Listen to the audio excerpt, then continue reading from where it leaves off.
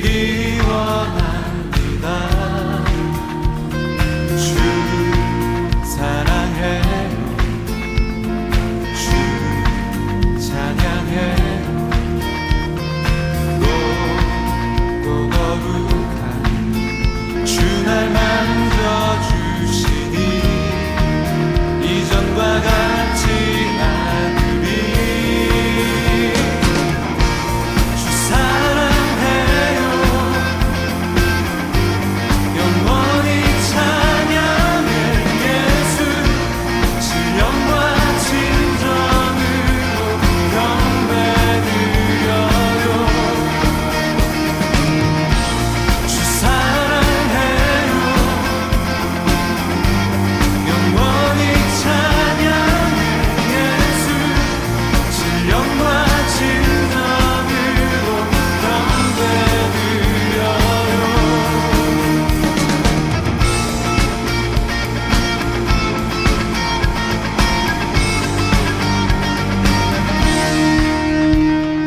매일 주님과 함께 지내며 주의 부르심 주 마음 알기 원해. 내 모든 허물 주께 속했네. 주께 속했네. 주의 부르심 주 마음 알기 원해. 내 생명 주께 속했네. 주 사랑해요. 영원히 찬양해. 예수 신령과 진정으로 경배드려요. 주 사랑해요. 영원히 찬양해. 예수 신령과 진정으로 경배드려요.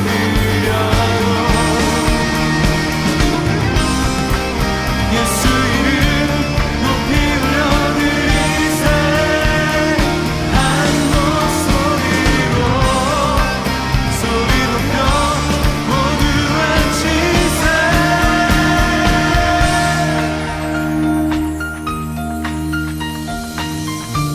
주 사랑해요. 영원히 찬양해. 예수 신령과 진정으로 경배드려요. 주 사랑해요. 영원히 찬양해. 예수 신령과 진정으로 경배드려요. 주 사랑해요. 주 사랑해요. 영원히 찬양해. 예수 신령과 진정으로 경배드려요. 주 사랑해요. 영원히 찬양해. 예수 신령과 진정으로 경배드려요.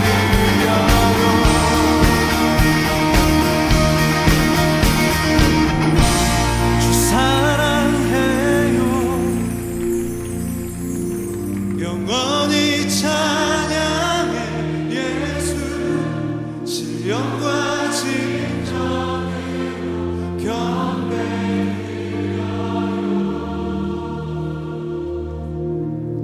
주 사랑해요. 영원히 찬양해. 예수 신령과 진정으로 경배드려요. 다시 한번 여러분의 목소리로 주 사랑해요. 주 사랑해요.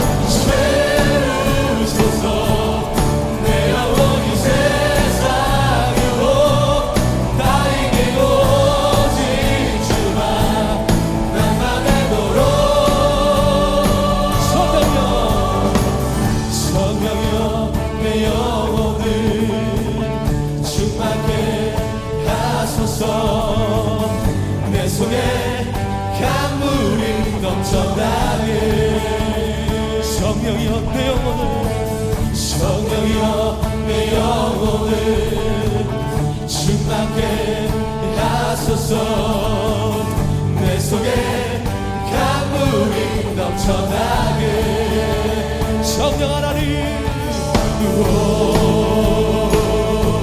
성령 하나님 나 다시 새롭게 하소서 채우소서 내 영혼이 세상 유혹 다 이기고 다시 주를 닮아가도록 채우소서 내 영혼이 세상 유혹 다 이기고 오직 주만 나타내도록 채우소서 할렐루야 채우소서 내 영혼이 세상 유혹 다 이기고 다시 주를 닮아가도록 채우소서 할렐루야 채우소서 내 영혼이 세상 유혹 다 이기고 오직 주만 나타내도록 다시 한번 성령이여 내 영혼을 성령이여 내 영혼을 주님 앞에 간구합시다 충만케 간절한 마음으로 주님 앞에 나아갑시다 내 속에 강물이 넘쳐나게 성령이여 내 영혼을 성령이여 내 영혼을 충만케 하소서 내 속에 강물이 넘쳐나게 성령 하나님 성령 하나님 나 다시 새롭게 하소서 할렐루야 채우소서 아버지 내 영혼이 세상 유혹 다 이기고 다시 주를 닮아가도록 채우소서 내 영혼이 세상 유혹 다 이기고 오직 주만 나타내도록 채우소서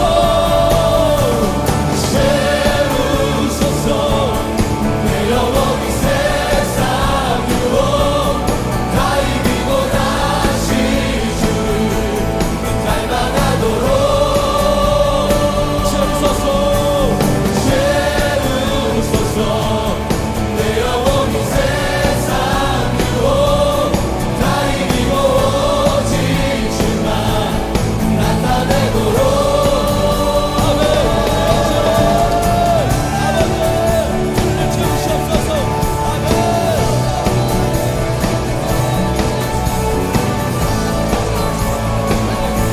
성령의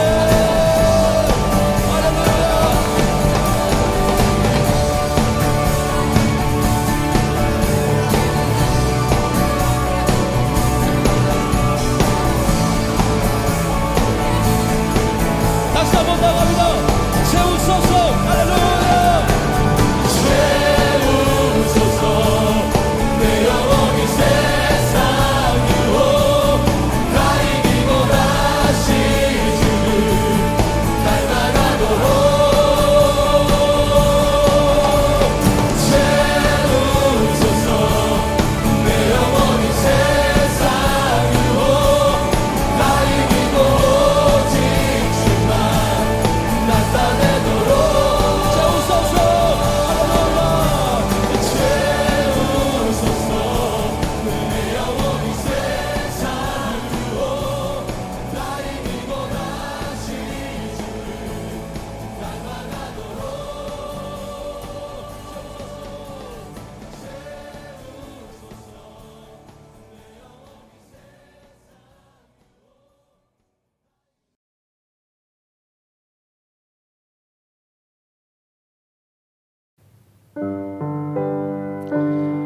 여러분, 수요예배를 드리려고 영상 앞에 계신 여러분들을 진심으로 환영합니다.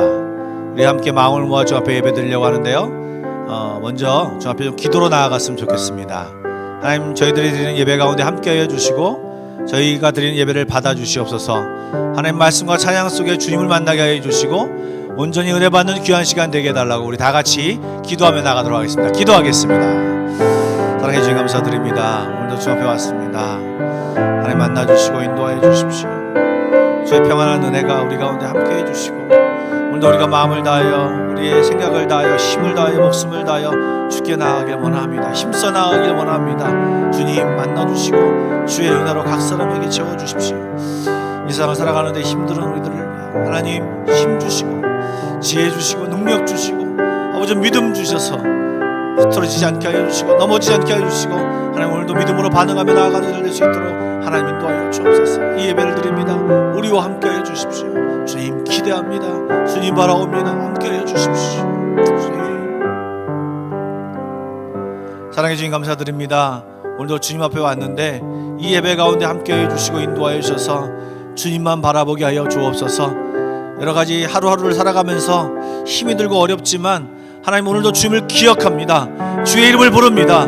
하나님 주님을 사모하오니 주님을 갈망하오니 이 시간 저희와 함께 하여 주시고 인도하여 주셔서 저희들에게 힘을 주시고 능력 주시고 은혜 주셔서 다시금 주의 말씀으로 믿음으로 살아갈 수 있도록 힘 주시옵소서. 특별히 오늘 예배를 드리는 이 순간에 하나님 저희 예배를 받아주시며 주님을 만나는 귀한 예배 시간이 될 수 있도록 축복하여 주옵소서.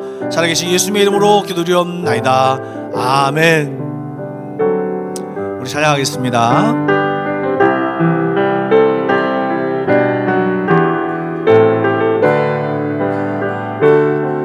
주 음성에는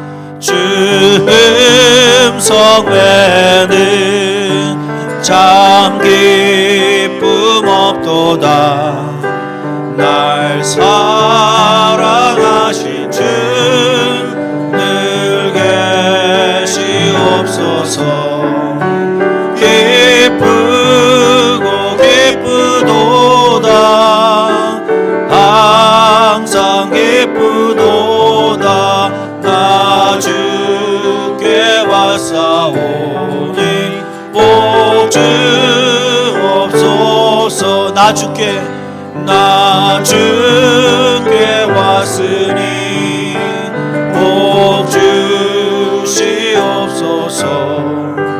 주 함께 계시면 큰 시험이 이기네. 기쁘고 기쁘도다. 항상 기쁘도다. 나 주께 왔사오니 복 주옵소서. 주 떠나가시면 내 생명 헛되네. 기쁘나 슬플 때 늘 계시옵소서. 기쁘고 기쁘도다. 항상 기쁘도다. 나 주께 왔사오니 복 주옵소서. 그 귀한 언약을 이루어 주시고 주 명령 따를 때 늘 계시옵소서. 기쁘고 기쁘도다. 항상 기쁘도다. 나 주께 왔사오니 복 주옵소서. 우리 1절로 찬양하겠습니다. 주 음성에는 참 기쁨 없도다. 날 사랑하신 주 늘 계시옵소서.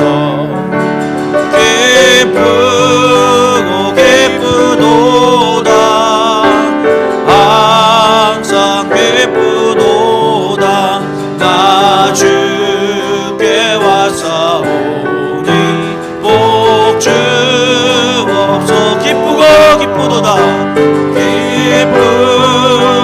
기쁘도다 항상 기쁘도다 나 주께 와사오니 복주옵소서. 아멘. 우리 힘차게 박수며 찬양하겠습니다. 524장입니다.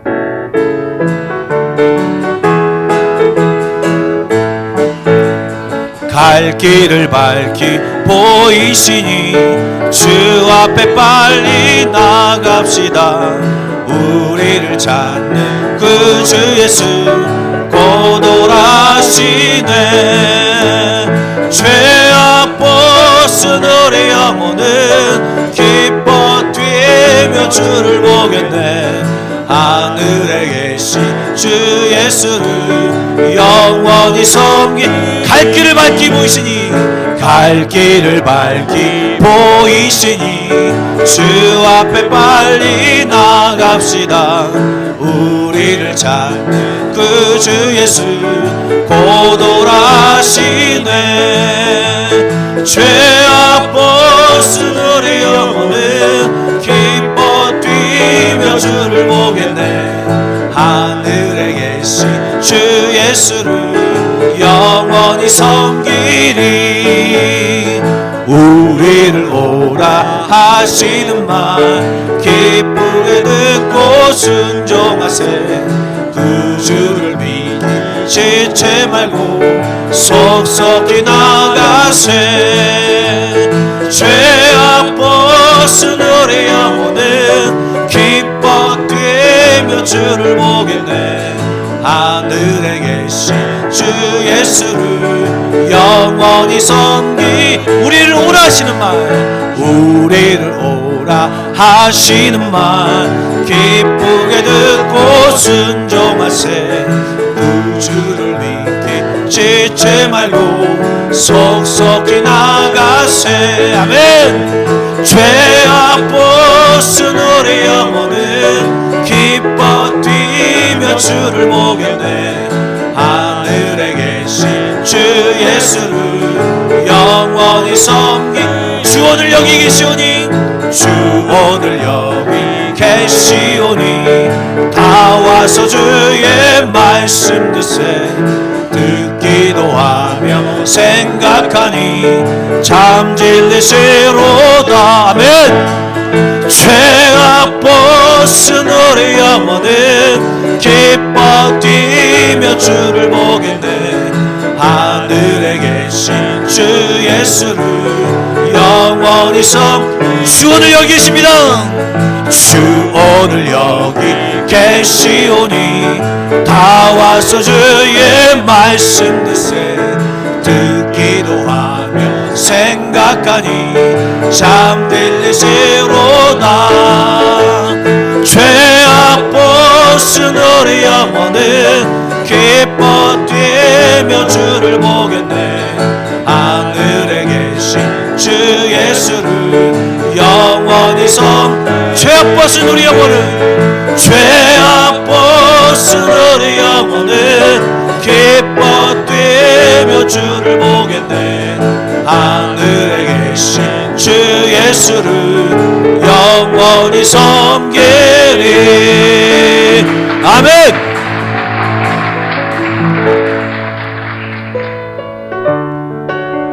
우리 가사를 생각하면서 예수는 우리 왕이여 찬양하겠습니다.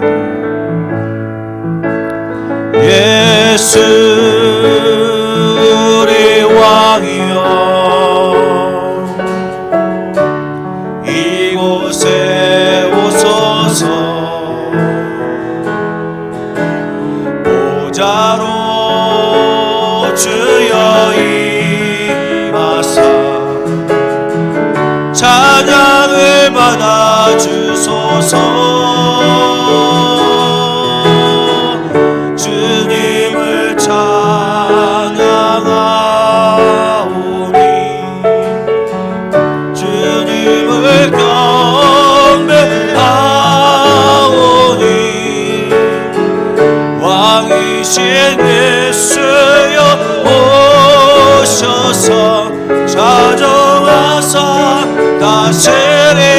다스리소서. 예수 왕이여, 예수 우리 왕이여, 이곳에 오소서. 보좌로 주여 임하사 찬양을 받아주소서. 주님을 찬양하오니, 주님을 경배하오니, 주님을 경배하오니, 왕이신 예수여 오셔서 좌정하사 다스리소서. 주님을 찬양하오니, 주님을 찬양하오니,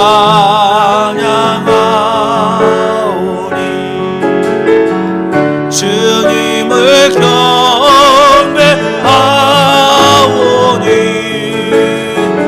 왕이신 예수여 오셔서 좌정하사 다스리소. 주님을 찬양하오니, 주님을 찬양하,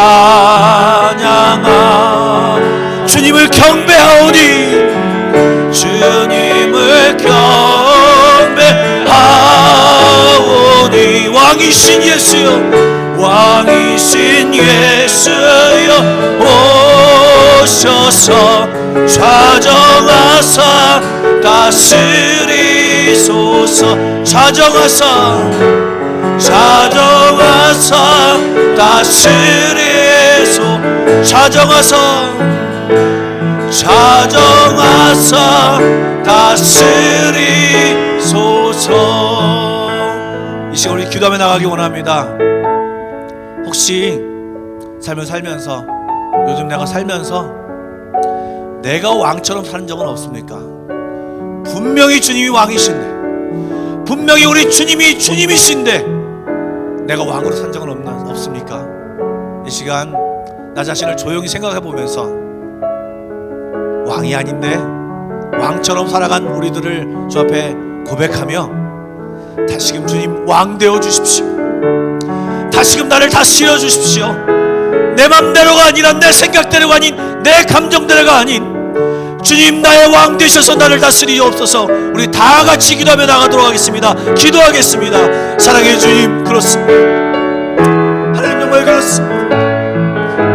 주님을 왕이라고 고백하면서, 주는 왕이라고 한번 말하면서, 나는 왕으로, 내가 왕으로 살았습니다. 내 자존심이 중요했습니다. 내 감정이 중요했습니다. 내 판단이 중요했습니다. 하나님, 하나님, 저희들을 붙잡아 주십시오. 하나님, 저희들을 인도하여 주십시오. 분명 주님이 왕이신데, 분명 우리 주님이 주님이신데, 우리들의 연약함을 주여 도와주시고 오늘도 주님 앞에 나아가기를 원합니다. 주님, 우리 마음 가운데 왕으로 자정하시옵소서. 우리 삶의 왕으로 자정하여 주십시오. 주여 초청합니다. 주님 원합니다. 하나님, 우리들의 연약함들을 용서하여 주시고 다시금 주여 자정하셔서 다스리시고 인도하여 주옵소서. 주님만 나의 왕이오니, 주님만 나의 주님이시오니 주여 인도하여 주옵소서. 연약한 우리들을 용서하여 주시고 주여 다스려 주옵소서. 함께해 주길 원합니다. 주님 함께해 주옵소서. 주님 인도해 주십시오. 주님 간절히 원합니다. 하나님 인도하여 주십시오.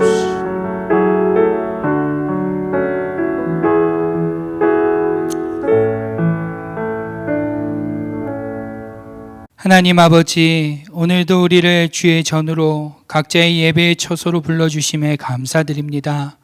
하나님, 이 시간 우리의 삶을 돌아보기를 원합니다. 우리의 삶의 왕 되신 분이 과연 하나님이신지 아니면 나인지 돌아보는 시간 되게 하여 주시고, 다시금 우리의 왕의 자리를 하나님께 내어드리며 주님만 왕이 되신다고 고백할 수 있는 이 시간이 되게 하여 주옵소서. 오늘도 말씀을 통하여 깨닫게 하여 주시고 말하는 이와 듣는 이가 하나님의 말씀에 순종케 하여 주옵소서. 이 시간 주께서 우리 가운데 역사하여 주시길 간절히 원하오며 우리 주 예수님의 이름으로 기도드립니다. 아멘. 오늘 우리에게 주시는 하나님의 말씀은 구약성경 사사기 19장 22절에서 30절의 말씀입니다. 구약성경 사사기 19장 22절에서 30절의 말씀입니다. 제가 봉독하여 읽도록 하겠습니다. 그들이 마음을 즐겁게 할 때 그 성읍의 불량배들이 그 집을 애워싸고 문을 두들기며 집주인 노인에게 말하여 이르되 내 집에 들어온 사람을 끌어내라. 우리가 그와 관계하리라 하니 집주인 그 사람이 그들에게로 나와서 이르되 아니라 내 형제들아 청하노니 이 같은 악행을 저지르지 말라. 이 사람이 내 집으로 들어왔으니 이런 망령된 일을 행하지 말라. 보라 여기 내 처녀딸과 이 사람의 첩이 있은즉 내가 그들을 끌어내리니 너희가 그들을 욕보이든지 너희 눈에 좋은 대로 행하되 오직 이 사람에게는 이런 망령된 일을 행하지 말라 하나 무리가 듣지 아니하므로 그 사람이 자기 첩을 붙잡아 그들에게 밖으로 끌어내매 그들이 그 여자와 관계하였고 밤새도록 그 여자를 능욕하다가 새벽 미명에 놓은지라. 동틀 때에 여인이 자기의 주인이 있는 그 사람의 집 문에 이르러 엎드러져 밟기까지 거기 엎드러져 있더라. 그의 주인이 일찍이 일어나 집 문을 열고 떠나고자 하더니 그 여인이 집 문에 엎드려져 있고 그의 두 손이 문지방에 있는 것을 보고 그에게 이르되 일어나라 우리가 떠나가자 하나 아무 대답이 없는지라. 이에 그의 시체를 나귀에 싣고 행하여 자기 곳에 돌아가서 그 집에 이르러서는 칼을 가지고 자기 첩의 시체를 거두어 그 마디를 찍어 12덩이에 나누고 그것을 이스라엘 사방에 두루 보내매 그것을 보는 자가 다 이르되 이스라엘 자손이 애굽 땅에서 올라온 날부터 오늘까지 이런 일은 일어나지도 아니하였고 보지도 못하였도다. 이 일을 생각하고 상의한 후에 말하자 하니라. 아멘. 네, 오늘 본문은 사사시대의 부패함을 잘 보여주고 있는 대표적인 본문이라고 할 수 있습니다. 오늘 저는요, 오늘 본문을 보시면서 이 무서운 이야기, 끔찍한 이야기 안에 담겨져 있는 하나님의 중요한 말씀을, 중요한 메시지를 함께 좀 나눠보고자 합니다. 여러분, 오늘 우리가 읽은 본문 이전에, 우리가 지금 22절부터 읽었는데요. 이 22절 이전의 내용을 좀 말씀드리면 이렇습니다. 19장 1절을 보시면요. 에브라임 산지 구석에 한 레위인이 살고 있었다라고 시작을 합니다. 그런데 보시면 그에게 첩이 있었던 모양입니다. 우리는 흔히 레위인이 어떻게 첩이 있을 수 있는가, 그럴 수 있는가라고 의문을 가질 수 있을지 모르지만요. 사실 당시 사회 분위기를 고려한다면 그리 어려운 일도 아니라고 생각됩니다. 당시에 본처가 아이를 낳지 못하거나 하면 첩을 들이는 경우가 굉장히 많았습니다. 또한 적절한 관계는 아니지만, 적절한 행동은 아니지만 성적인 관계를 위해서 첩을 들이는 경우도 굉장히 많았습니다. 그렇기 때문에 특별히 레위인이라고 해서 더 높은 윤리적인 수준, 더 높은 윤리적인 기준을 적용하기란 좀 쉽지 않은 부분이 있습니다. 어찌됐건 그렇게 레위인이 첩을 두고 있었는데 이 첩이 어떻게 됩니까? 오늘 본문 2절, 앞에 2절과 2절부터 10절을 보시면요. 그 첩이 아버지에게로 도망가는 일이 생깁니다. 그리고 레위인은 그 첩을 데리러 장인의 집에 가서 5일 만에 그 첩을 데리고 다시 돌아오게 된다라는 것이 오늘 본문 이전의 내용입니다. 그런데 그렇게 우여곡절 끝에 첩을 데리고 이제 에브라임으로 향하던 중에 날이 저물게 되죠. 날이 저물면서 날이 저물자 하인이 그 주인에게, 레위인에게 우리가 멀리 가지 말고 여부스 성읍에서 좀 묵고 가는 게 어떻겠습니까? 여부스 성읍에서 묵읍시다라고 권유를 하자 레위인이 뭐라고 합니까? 그 성읍은 이스라엘의 성읍이 아니라 이방인의 성읍이기 때문에 거기서 머물기를 거절합니다. 그리고는 기브아라는 성읍까지 가기를 고집합니다. 여기까지가 오늘 우리가 읽은 본문 앞의 내용. 이 레위인과 첩과 그의 하인이 기브아라는 성읍까지 오게 된 배경입니다. 그런데 오늘 본문을 좀 보시면요, 그곳에서 이 기브아라는 성읍에서 예상치 못한 일이 벌어지게 됩니다. 어떤 일이죠? 이 레위인의 예상과는 달리 기브아라는 성읍에서 유숙이 쉽지 않게 됩니다. 이 기브아라는 곳에 가면은 우리를 반겨주고 그래서 누가 유숙하게 해줄 줄 알았는데 기브아까지 갔는데도 불구하고 유숙할 곳이 마땅치 않게 된 것입니다. 우리가 여기서 좀 잠시 생각해 볼 것이 있는데요. 당시 고대 사회에서는요, 여행객을 집으로 맞이해서 밥을 먹이고 잠을 재우고 씻겨주고 하는 이러한 풍속을 굉장히 의무적으로, 대단한 예절로, 대단한 명예로 여겼습니다.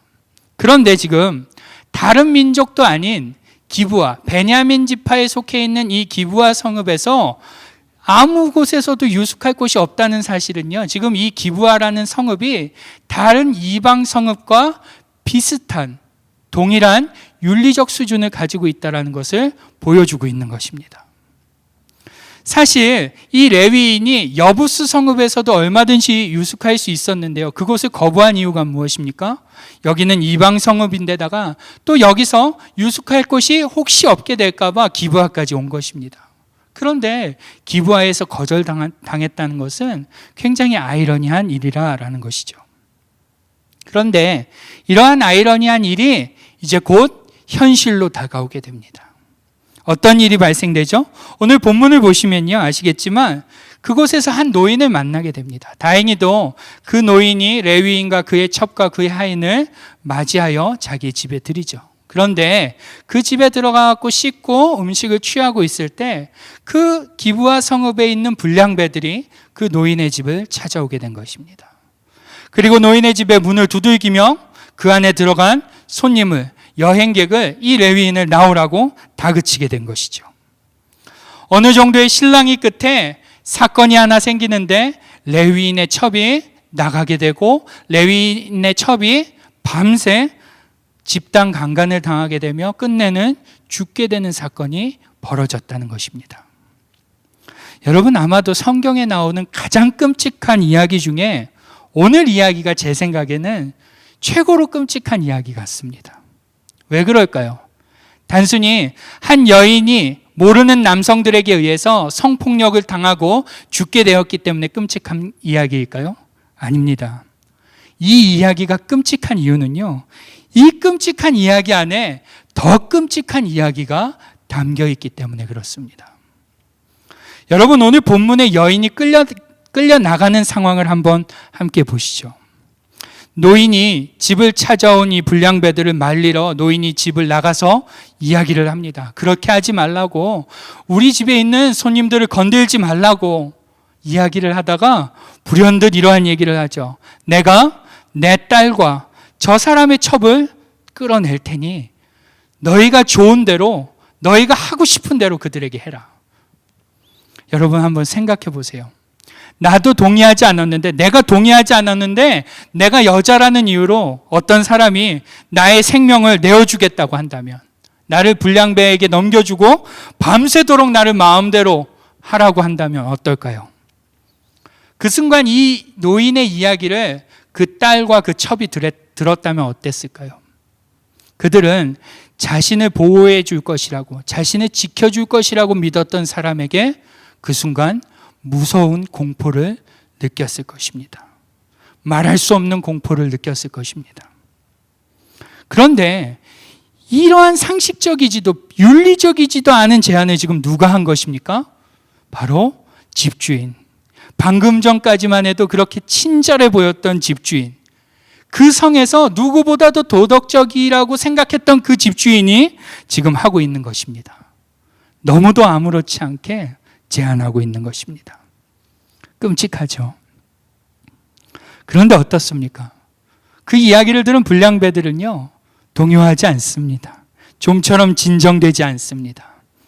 그러자 그때 집 안에 있던 레위인이 어떤 일을 합니까? 자기 첩을 끌어다가 불량배들에게 내던집니다.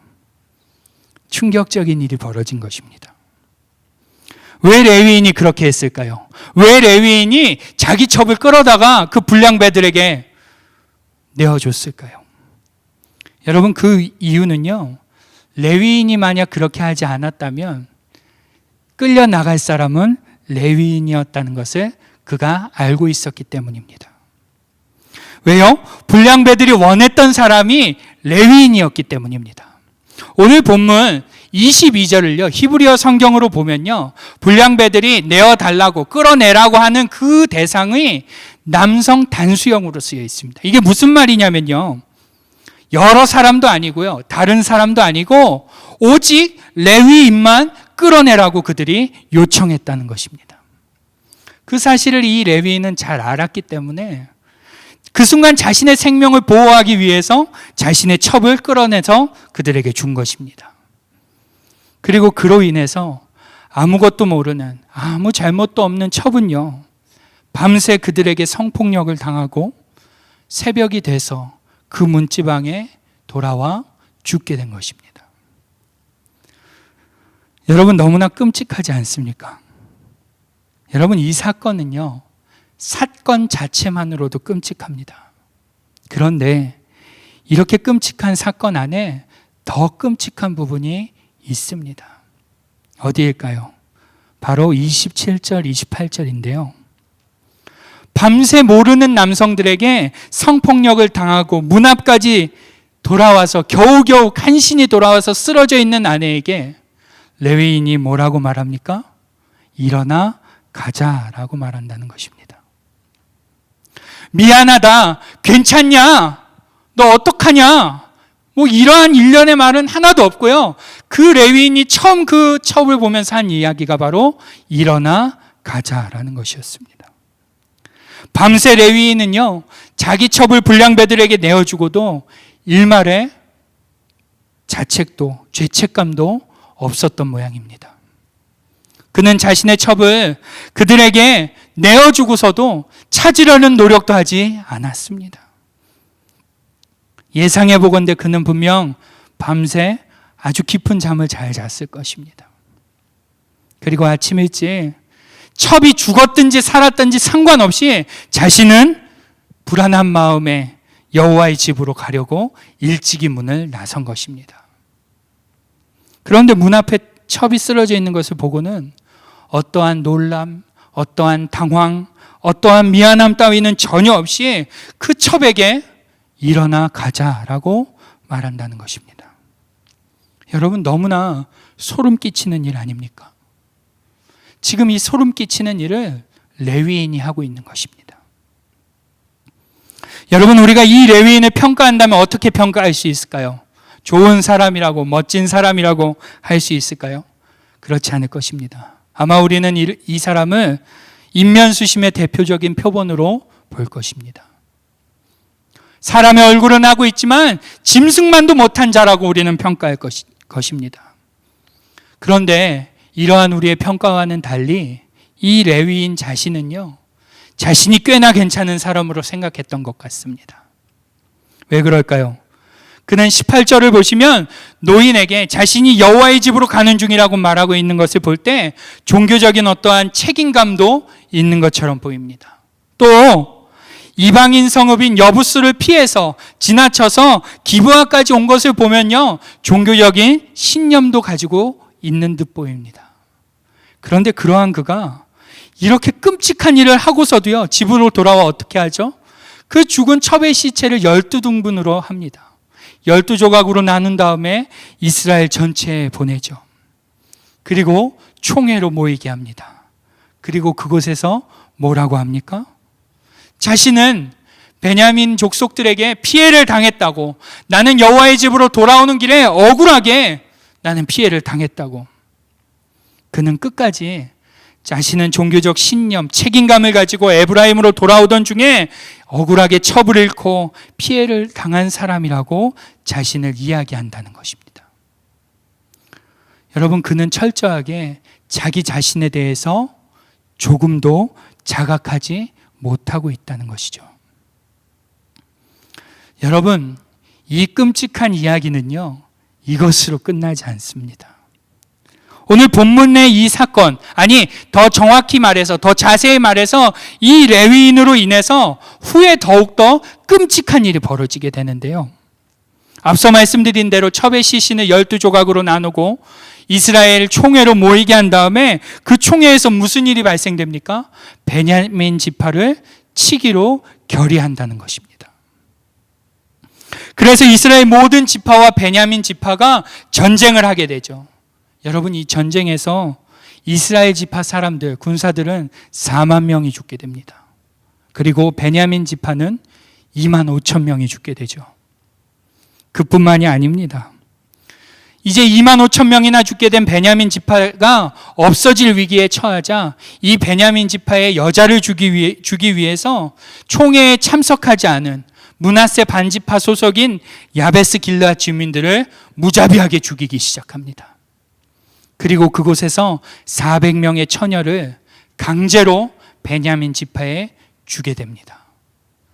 그것도 모자라서요, 아직도 여자가 모자르기 때문에 어떻게 하죠? 실로에 춤을 추러 나온 여인들을 납치해 가도록 용인하는 일이 벌어지게 됩니다. 여러분, 오늘 본문의 사건으로 말미암아 이스라엘은 서로 싸우게 되고 서로 죽이게 되고 억울한 죽임을 당하는 자들이 생겨나고 여자들은 납치를 당하게 되며 또 다른 성폭력을 당하게 된다는 것입니다. 그런데 이렇게 끔찍하고 잔인한 사건의 발달인 오늘 본문에서 가장 무서운 점, 가장 끔찍한 점은 뭔지 아십니까? 바로 오늘 본문에는 희생자인 이 첩이 했던 비명, 절규, 외침과 같은 것이 일체 기록되어 있지 않다는 것입니다. 마치 글을 읽는 자로 하여금 어떠한 연민이나 동정이나 불쌍함이나 이러한 감정이 들지 않도록 하기 위해서 성경은 이 끔찍한 이야기를 아무렇지 않게 아주 자연스럽게 그 일을 마치 보도하듯이 그러한 일이 있었어라는 그러한 식으로 기재하고 있다는 것입니다. 여러분, 그뿐만이 아닙니다.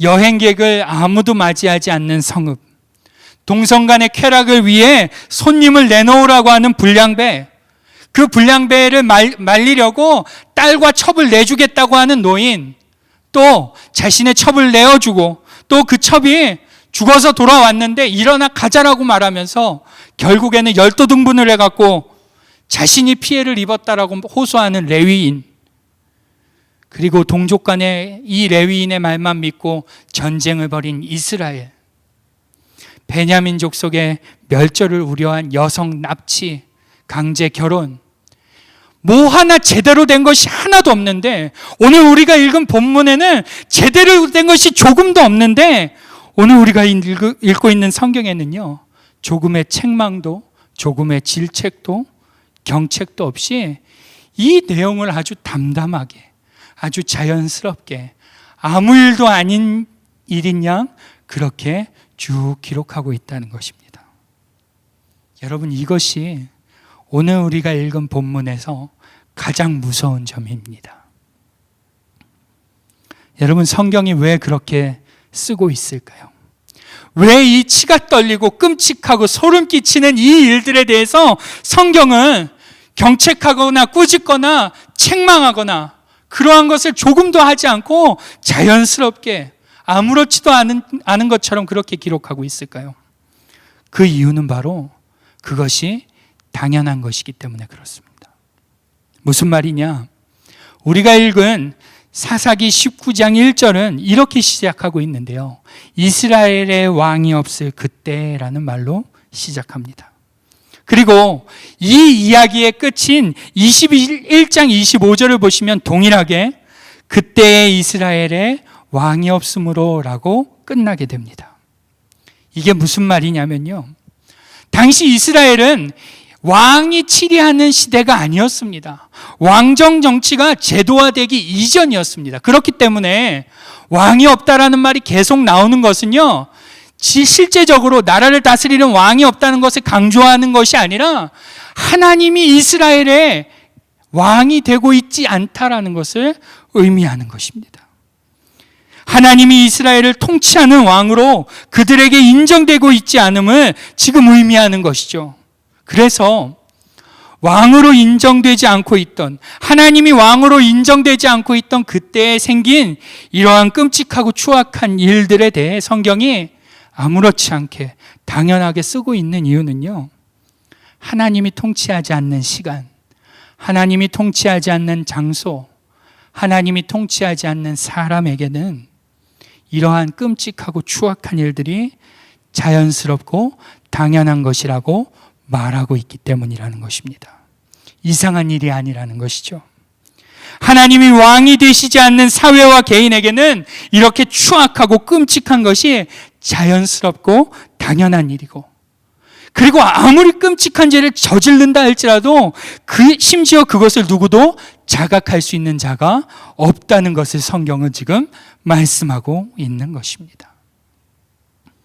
그렇기 때문에 여러분, 오늘 우리가 이 본문을 보면서 깨달을 수 있는 것은요, 하나님을 왕으로 모시지 않는 사회, 하나님을 왕으로 모시지 않는 개인은 아무리 썩어 들어가도 자신들이 썩고 있다는 사실을, 자신들이 지금 부패하고 있다는 사실을 모르는 영적 나병에 걸린 것과 같게 된다는 것입니다.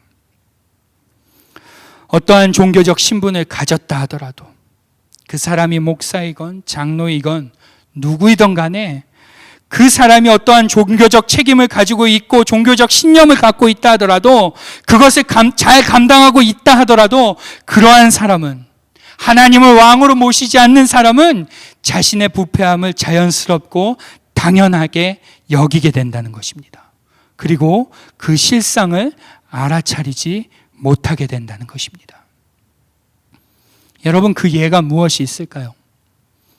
대표적인 예를 들면요, 성범죄, 성폭행, 이런 것에 연루되어 있는 뉴스에 나오는 많은 목회자들 아닙니까?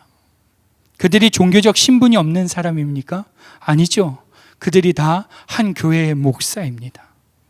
종교적 책임이 없나요? 아니요, 그렇지 않습니다. 그들은 종교적 신념도 있습니다. 그런데 문제는 그들의 삶에 하나님이 왕이 되시지 않기 때문에 종교적 책임을 감당하면서도, 종교적 직분을 감당하고 있으면서도, 그렇게 살아가면서도 오늘 본문의 레위인과 같이 자신이 부패할 대로 부패했음에도 불구하고 자신의 실상을 알아차리지 못했던 것입니다. 그리고 결국에는 그 부패한 실상이 수면 위로 떠오른 것이죠. 제가 대표적인 예를 들었지만요, 사실 오늘 우리도 동일한 위험에 노출되어 있습니다. 이거는 어떠한 특정한 목사, 특정한 사람만이 해당되는 것이 아니라요, 오늘 우리가 이 위험에 노출되어 있다는 것입니다. 우리도 마찬가지로 경건 생활을 하죠. 예배도 열심히 드리고요, 또 각자 목사로, 장로로, 집사로, 권사로 그 직분도 잘 감당합니다. 그런데요, 문제가 만약 그러한 것들이 하나님을 자신의 왕으로 모시지 않은 상태에서 감당하는 것이라면요, 그러한 경건생활, 그러한 예배, 그러한 직분 감당은 그저 자신을 과시하기 위한 방편이 될 뿐이라는 것입니다. 자기 만족을 위한 경건생활이 될 수 있고요, 영적 쾌락을 위한 예배가 될 수 있고요, 자기 과시용 직분 감당이 될 수밖에 없다는 말입니다. 그리고 더 큰 문제는요, 이렇게 부패했음에도 불구하고 여전히 자신은 부패한 것을 알아차리지 못한다는 것입니다. 이것이 바로 하나님을 왕으로 모시지 않은 그리스도인의 특징입니다. 여러분, 이러한 개인이 위험한 이유가 무엇일까요?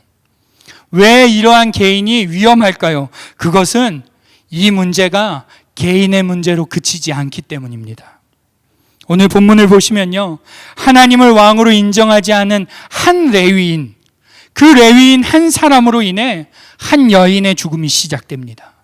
그리고 이어 수만 명의 병사들이 죽게 되고요, 무고한 시민들이 죽게 됩니다. 그리고 수많은 처녀들이 강제적으로 결혼하게 되고 납치당하게 되고 성폭력을 당하게 됩니다. 이렇듯 하나님을 왕으로 모시지 않은 한 개인은 그 개인의 문제로 그치는 것이 아니라요, 가정을 무너뜨리고요, 우리의 교회를 무너뜨리고 이 나라를 무너뜨리게 된다는 것입니다. 여러분, 어떤 분들은 저에게 너무 확대 해석하는 것 아니냐라고 말씀하실지 모릅니다. 아니요, 그렇지 않습니다. 오늘 우리가 읽고 있는 사사기는요, 그렇지 않다라는 것을 명확하게 증거하고 있습니다. 여러분, 그렇다면 하나님을 왕으로 모시는 삶이 무엇입니까? 그걸 알아야 되지 않겠습니까? 하나님이 왕으로 모시는 삶이라는 것이 도대체 무엇이냐라는 말입니다. 하나님을 왕으로 모신다는 개념, 이 개념이요, 다소 방대하고 추상적일 수 있습니다. 어떻게 하는 게 과연 하나님을 왕으로 모시는 삶인가 막연할 수 있다는 것이죠. 그런데 적어도 여러 가지 개념으로 정의할 수 있지만, 적어도 오늘 우리가 읽고 있는 이 사사기에서 말씀하고 있는 하나님을 왕으로 모시는 개념은 우리가 분명히 이야기할 수 있어야 합니다. 그것은 바로 제멋대로 살지 않는 것입니다. 사사기에 제가 앞서 말씀드렸죠, 그때의 왕이 없으므로라는 말과 비등하게 많이 나오는 말이 있습니다. 그게 뭔지 아십니까? 각자 자기 소견에 옳은 대로 행하였더라 라는 말입니다. 이 말이요, 사사기의 마지막인 21장 25절에도 등장하는데요, 제가 이 구절을요, 공동번역 성경으로 읽으면요, 이렇습니다. 그때는 이스라엘의 왕이 없어서 사람마다 제멋대로 하던 시대였다. 네, 이스라엘의 왕이 없으므로 제멋대로 했다라는 것이죠.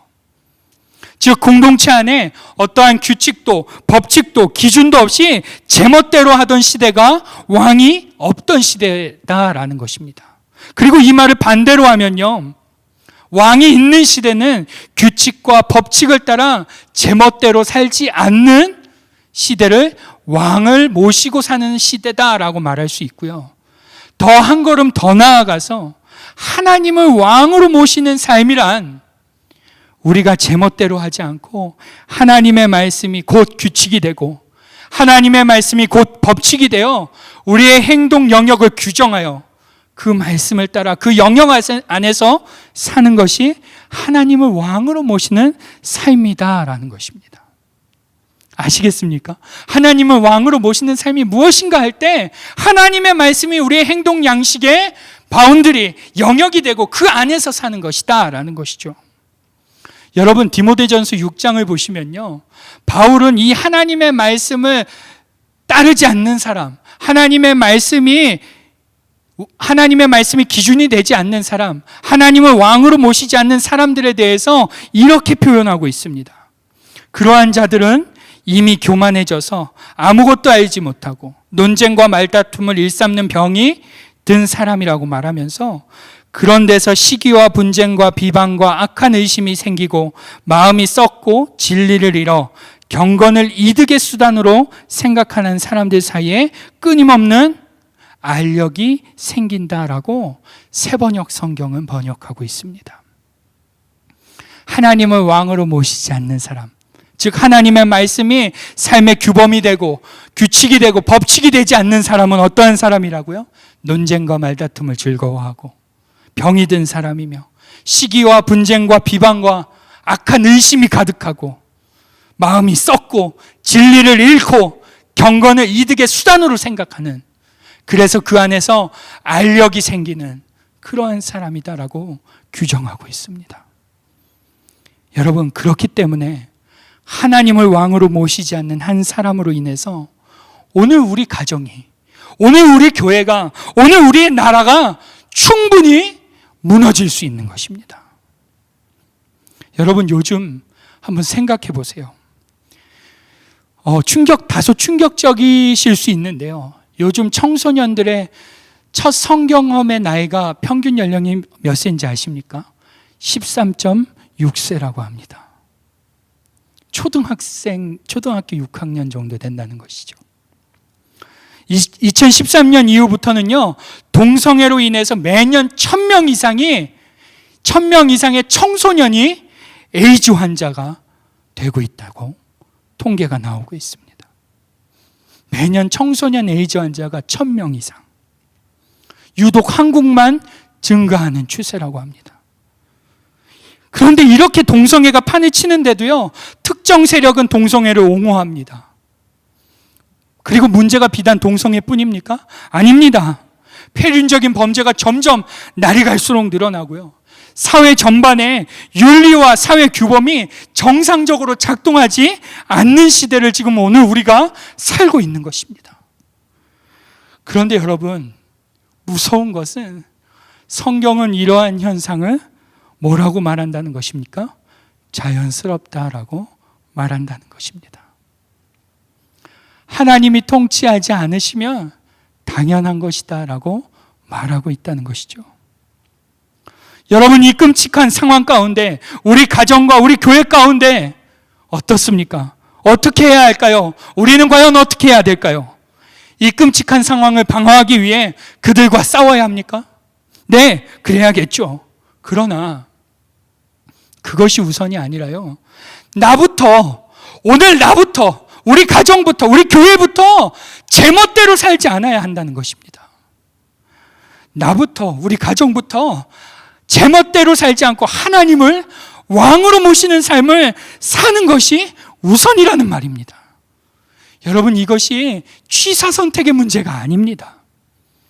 만약 오늘 내가 그러한 삶을 살지 못한다면, 만약 오늘 우리 가정이 그러한 삶을 살아내기를 거부한다면, 우리의 가정은요, 우리의 교회는요, 우리의 나라는요, 본문의 레위인과 같이 끔찍한 일의 시발점이 될지 모릅니다.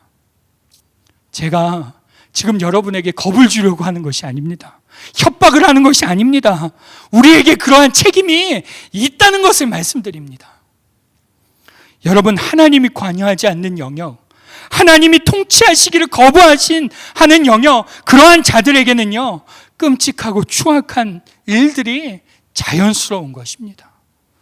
그러나 비록 세상은 그렇다 할지라도 우리가 있는 곳은, 오늘 우리가 사는 곳은, 우리의 가정과 우리의 교회와 우리의 나라는 그 추악함을 걷어내는 삶을 살아야 되는 것입니다.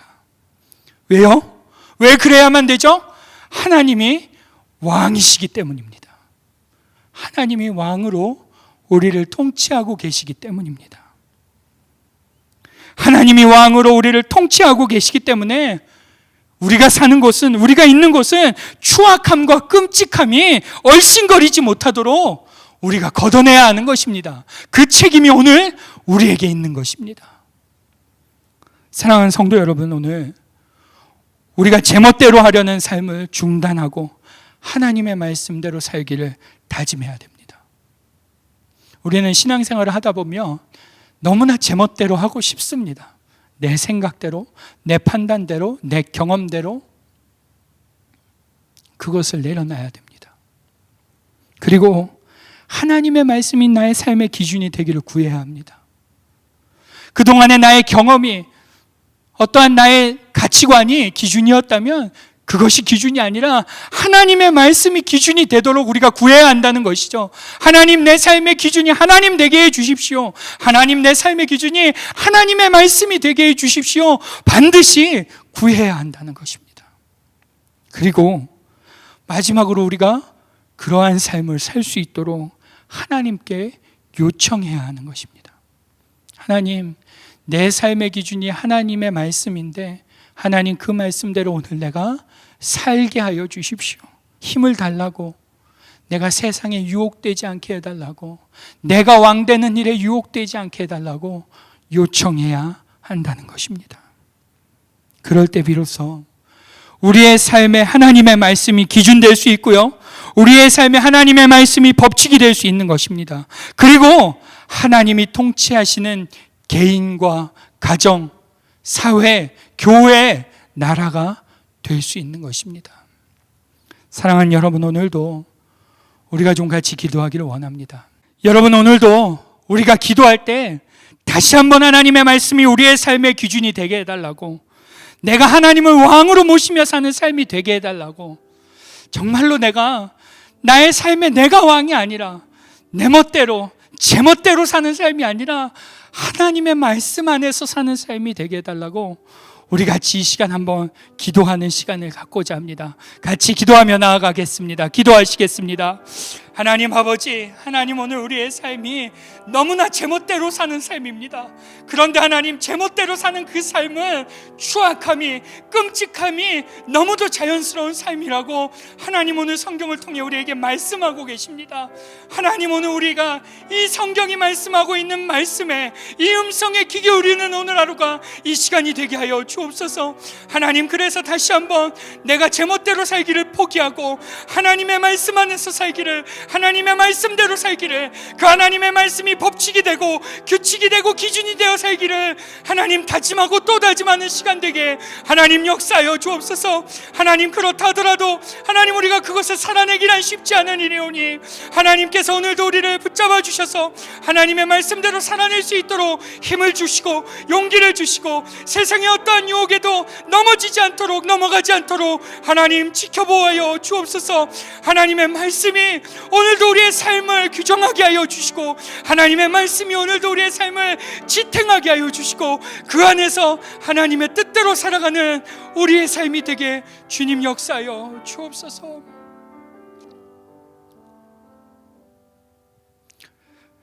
하나님 아버지, 하나님 오늘을 우리는 제멋대로 사는 것이 너무나 자연스럽습니다. 그래서 우리의 어느 부위가 썩어 문드러져 가고 있음에도 자각하지 못하고 깨닫지 못하고 있는 실정입니다.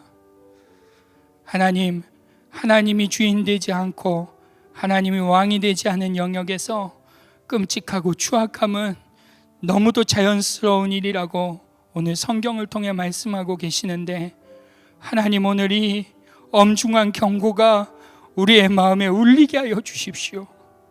하나님, 이 하나님의 엄중한 경고가 우리의 마음에 들리게 하여 주십시오. 그래서 제멋대로 하고자 하는 마음을 내려놓고 하나님을 왕으로, 주님을 주인으로 모시며 살아가기로 결단하는, 그렇게 결심하는 우리가 되게 하여 주옵소서. 지금은 우리의 구주가 되시는 예수 그리스도의 은혜와 아버지 하나님의 크고 넓으신 사랑하심과 성령님의 감화감동 역사하심이 오늘도 제멋대로 하고자 하는 마음을 내려놓고 우리의 삶의 왕을 하나님으로 모시기로 작정하고 돌아가는 우리 사랑하는 한마음교회 성도 위에, 우리 교회 위에 지금부터 영원토록 함께 계시기를 간절히 축원하옵나이다. 아멘.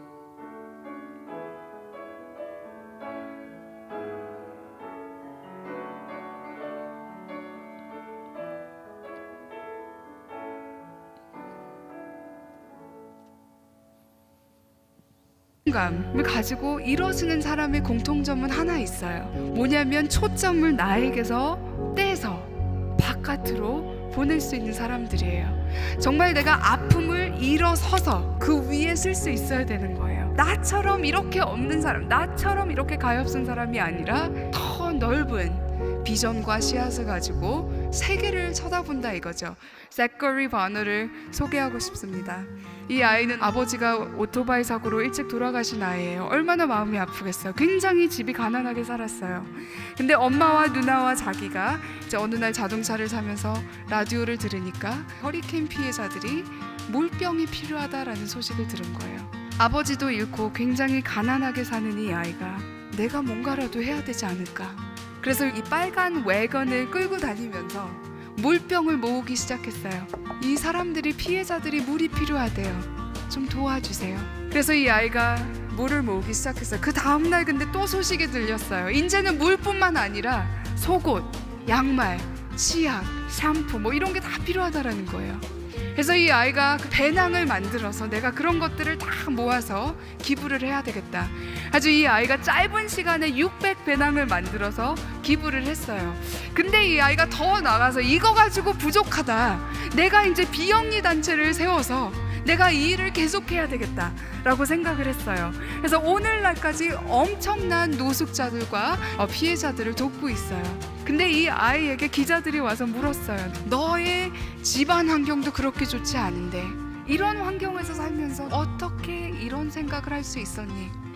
이 아이가 얘기한 게 두 가지가 있어요. 하나는 자기가 태어나는 그 주부터 엄마가 자기를 업어매고 매 주말마다 활동을 하셨다는 거예요. 노숙자들을 돕는 일, 병원에 가서 돕는 일, 이런 일을 했다는 거예요. 그리고 두 번째 얘기한 게 있어요. 뭐라 그랬냐면 하나님께선 우리 모두에게 목적을 주셨는데 이것이 바로 나의 인생의 목적이다라고 얘기를 했어요. 이 아이가 이제 Red Wagon Foundation을 아직도 하고 있습니다. 자기만의 상처가 그렇게 많지만 더 넓게 볼 수 있고 그 상처를 밟고 일어서는 이런 아이들이 있어요. 여러분, 이제 우리도 팔이 안으로 굽는 게 아니라 이젠 바깥으로 내가 원하는 것, 내가 필요한 것들, 이거 바로 뭔지 아시죠? 이제 열등감으로 변하는 거예요. 오래되다 보면. 그게 아니라 이제 그거를 이겨내고 정말 남을 그리고 세계를 돕는 우리가 될 수 있기를 정말 축원합니다.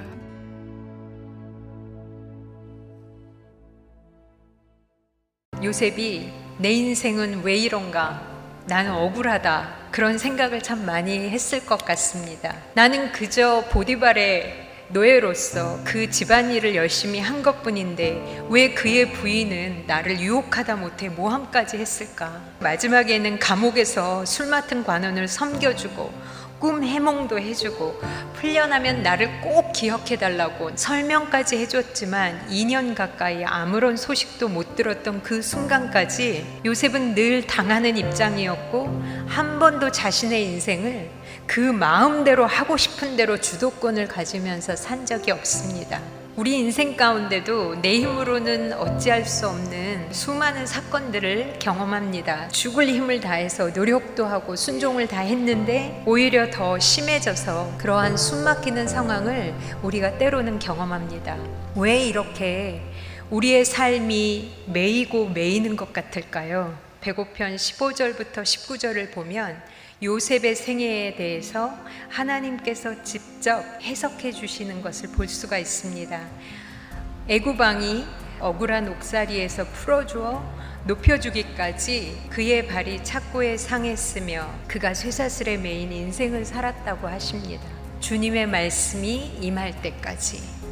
그래서 결국 주의 말씀이 그를 연단하였다고 하십니다. 말씀이 임한다는 것은 말씀이신 주님이 우리 안에 오시는 것, 그 상황 안에 임하시는 것을 말합니다. 하나님이 내게 하신 모든 일이 다 맞습니다라는 고백이 나올 때까지. 그래서 우리 안에서 바로 말씀이 이루어지는 삶, 하나님께서 반드시 당신의 말씀 그대로의 삶을 우리 안에서 임재하셔서 살아내신다는 것입니다. 하나님이 우리에게 약속을 주실 때에는 그 약속을 하나님께서 성취하심을 보증하시면서 주시는 것입니다. 우리에게 주신 이 모든 성경의 말씀은 하나님의 아들 예수 그리스도의 생명값으로 보증한 말씀들입니다. 누가 자기 자식을 걸고 약속을 할 때 아니면 말고 그런 사람이 어디 있습니까? 그 말씀들이 여러분의 생각에 질 수 없습니다. 안 될 거야 라는 그 여러분들의 감정이 없어질 수가 없습니다. 그래서 우리가 날마다 무엇을 순종해야 하냐면 우리가 무엇을 하는 것이 아닙니다. 그 약속 믿고 예수 그리스도를 그냥 선택하는 것입니다. 나를 사랑하시고 나를 위해 자기 몸을 버리신 그 예수 그리스도의 사랑을 믿고 주님, 제가 낭망하지 않고 주님을 바라보겠습니다. 주님을 고백하는 것, 그것이 가장 큰 우리의 고백입니다.